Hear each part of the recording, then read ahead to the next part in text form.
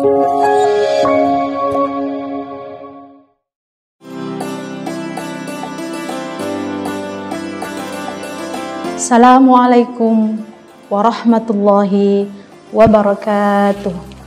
Pemirsa yang dirahmati Allah, tema ngabuburit dalam kesempatan kali ini tentang peran perempuan dalam menghidupkan bulan suci Ramadan.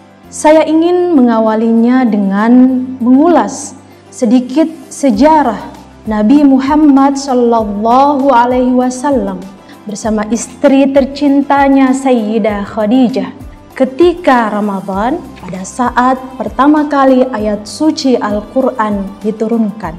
Salah satu yang amat berkesan namun mungkin sering dilupakan adalah peran istri beliau yang mampu mendukung dan bekerja sama dengan baginda Nabi ketika beliau menyendiri di Gua Hira. Sayyidah Khadijah mampu meyakinkan kehidupan keluarga dalam keadaan baik ketika Nabi berada di Gua Hira. Bahkan Sayyidah Khadijah yang mampu menjamin kebutuhan Nabi terpenuhi dengan baik ketika beliau berada di Gua Hira. Lagi-lagi Sayyidah Khadijah menjadi orang yang pertama dan paling meyakinkan ketika baginda kembali dari Gua Hira lalu berbaring di pangkuan sang istri seraya menceritakan tentang kedatangan malaikat Jibril memberikan wahyu yang pertama. Di saat itu baginda Nabi menceritakan segala perasaannya, termasuk rasa bertanya-tanya, rasa gundah dan rasa penasaran tentang kebenaran wahyu Allah. Namun, apa yang dilakukan oleh Sayyidah Khadijah? Beliau mampu meyakinkan dan mengungkapkan satu pernyataan yang sangat mengokohkan hati Nabi. Beliau mengatakan, "Abshir ya bena ammi wasbut."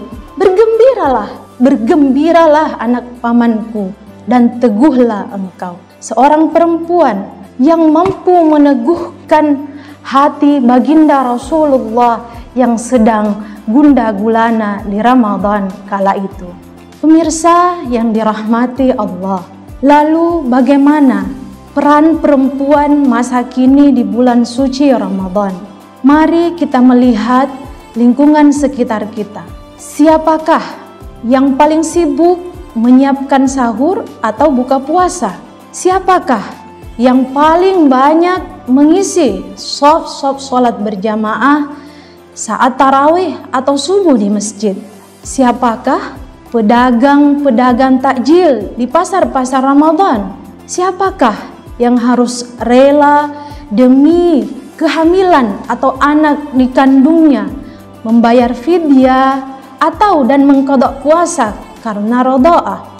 Jawabannya adalah perempuan yang bertakwa, yang yakin dengan iman. Pemirsa yang dirahmati Allah, secara kodrati reproduksi perempuan membuat perempuan mengalami yang namanya haid, hamil, melahirkan dan menyusui. Tidak sama dengan reproduksi laki-laki. Laki-laki tidak haid, tidak hamil, tidak melahirkan dan tidak menyusui. Hal ini telah diisyaratkan dalam Al-Quran surah Ali Imran ayat 36.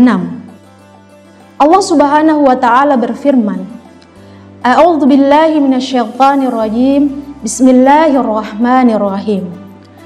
Walaysa dzakaru kal untha wa inni sammaituha Maryama wa inni u'idzuha bika wa dzurriyyataha minasyaitonir rajim.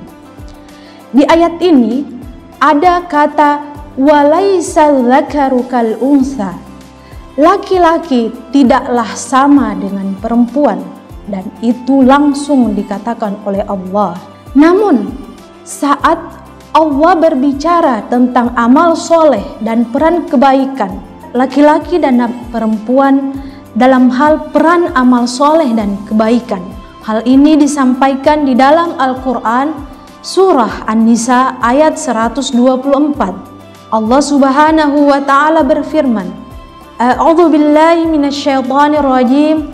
Bismillahirrahmanirrahim.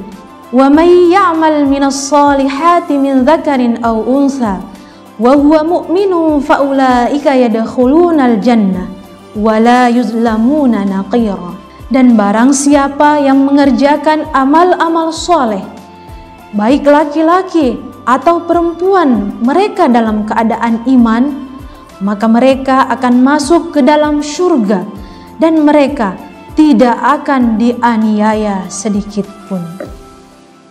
Pemirsa yang dirahmati Allah, kita berada di dalam bulan suci Ramadan, di mana bulan ini berbeda dengan bulan-bulan yang lainnya.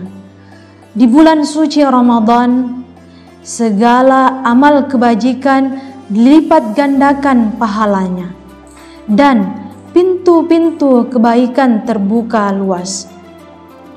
Memang laki-laki dan perempuan berbeda, tapi tidak untuk dibeda-bedakan, karena prinsipnya kita sama sebagai hamba Allah yang memiliki tanggung jawab untuk menyampaikan dan melakukan kebaikan seluas-luasnya dan sebanyak-banyaknya.